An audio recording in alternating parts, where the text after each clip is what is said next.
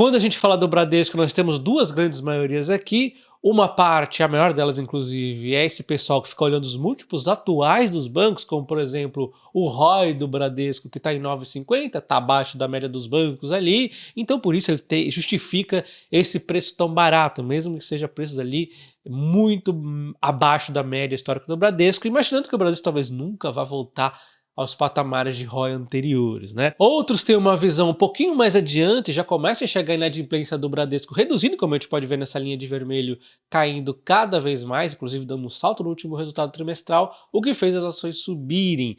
E o Bradesco, com essa redução da inadimplência, ele consegue fazer menores provisões, aumentando as margens do lucro, inclusive mantendo o índice de cobertura ainda bastante saudáveis.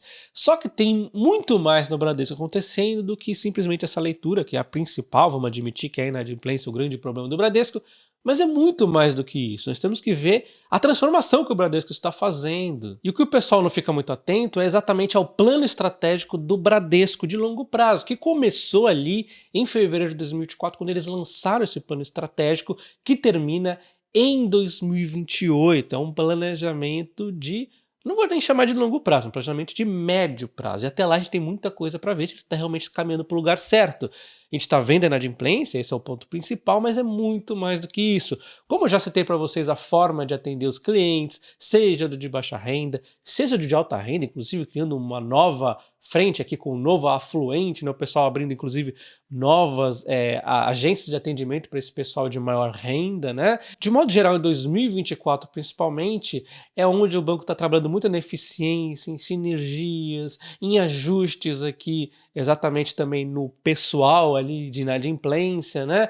Mas eu gostaria de focar com vocês em duas transformações muito bacanas que o Bradesco vem fazendo e talvez tenha passado despercebido ali, como mostra que o Bradesco realmente tem mudado ali de 2020, no comecinho de 2024 em diante. Então primeiro eu gostaria de falar um pouco mais sobre essa OPA que o Bradesco está fazendo junto com o Banco do Brasil para fechamento de capital da Cielo, marcado aqui para o dia 14 de agosto, né, o leilão, e o objetivo aqui é adquirir o total das ações ordinárias aí, ao preço marcado aqui, ajustado pelo CDI, também vai dar mais de 5 bilhões, né? Inclusive o CEO do Bradesco disse que vai utilizar o próprio caixa da Elopar para pagar aqui o fechamento da OPA aqui da Cielo, né? Então ele diz que nem o Bradesco e nem o Banco do Brasil vão colocar a mão no bolso para pagar esse fechamento de capital, vão usar o próprio caixa ali da Elopar. E lembrando que Bradesco e Banco do Brasil são os donos da Elopar, que pretendem então adquirir a Cielo na totalidade, onde hoje o Banco do Brasil e o Bradesco são detentores de 58,71% da posição da Cielo, 30% aqui é do Bradesco, 28 e poucos aqui do Banco do Brasil. E eles então estarão adquirindo, né, esses 40, poucos por cento aqui que estão na mão de outros acionistas, via OPA. Eu já havia comentado com vocês que a aposta do Bradesco é no modelo integrado, que é o que já deu certo, inclusive, no Itaú, né? Só que ele tinha uma dificuldade aqui diante dessa parceria com o Banco do Brasil por causa da Cateno.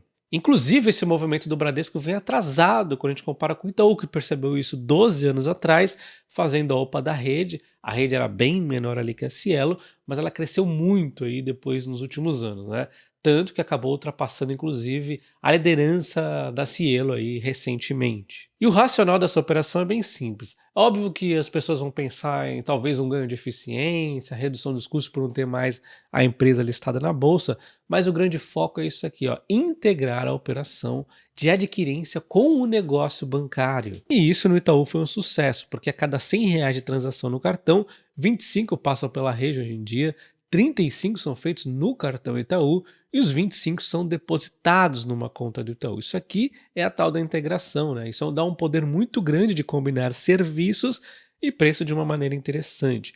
Permite então baixar o preço de um lado e ganhar do outro. Óbvio que o Bradesco já até tentava fazer isso há um tempo, mas ele esbarrava ali na Cateno, que eu já vou comentar com vocês, e ela foi uma empresa ali criada no governo Dilma que adquiriu o direito de receber as taxas de intercâmbio do Banco do Brasil pelas próximas décadas. Então, isso aqui dificultava um pouco o fechamento de capital para o Bradesco, porque o Banco do Brasil e o Bradesco têm estratégias um pouco diferentes aqui, né?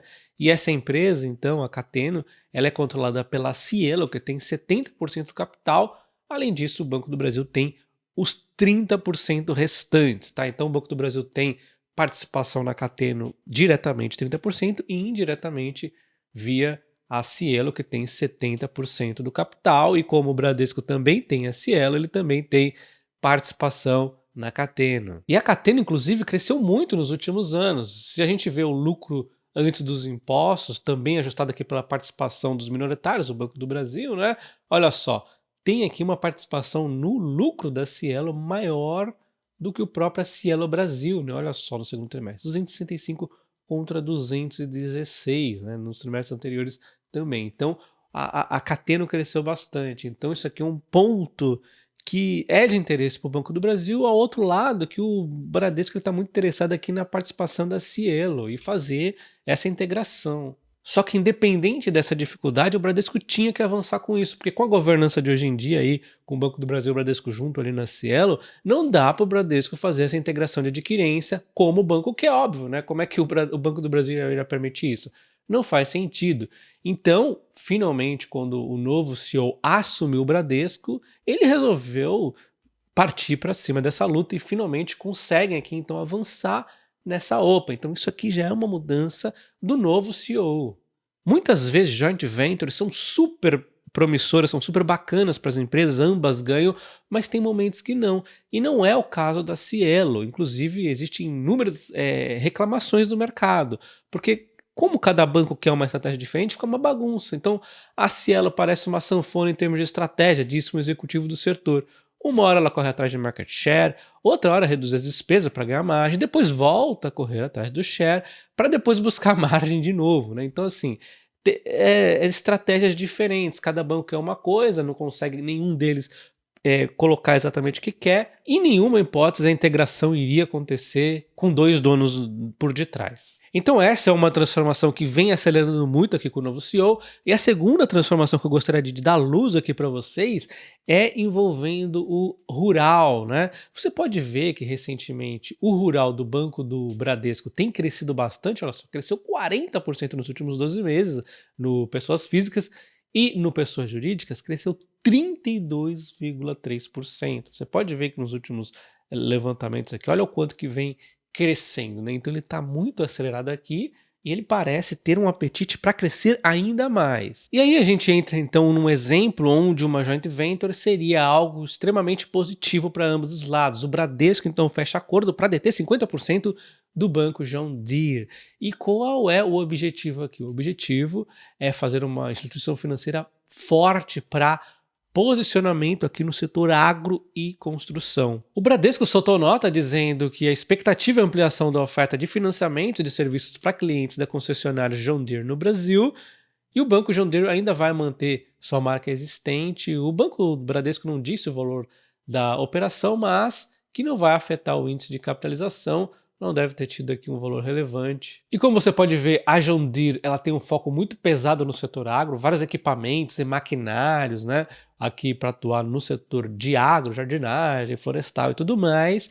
E ela tem um banco John Deere, tanto lá nos Estados Unidos como aqui no Brasil, e o Bradesco ele vai adquirir essa fatia do Brasil. Para que serve esse banco John Deere aqui, né? Exatamente para ajudar o financiamento desses maquinários, por exemplo. Então é uma integração que eles fazem lá nos Estados Unidos já com muito sucesso, e para ganhar força aqui no Brasil, eles arrumam esse parceiro, que é o Bradesco, e é óbvio que o Bradesco vai entender muito mais de como é o mercado brasileiro de bancos do que a John Deere, né? Então é uma estratégia aqui que pode dar muito sucesso, com a John Deere tendo uma forte experiência aqui no setor agro. Inclusive, a gente pode ver no relatório da John Deere que eles têm uma receita de mais de 61 bilhões de dólares, né?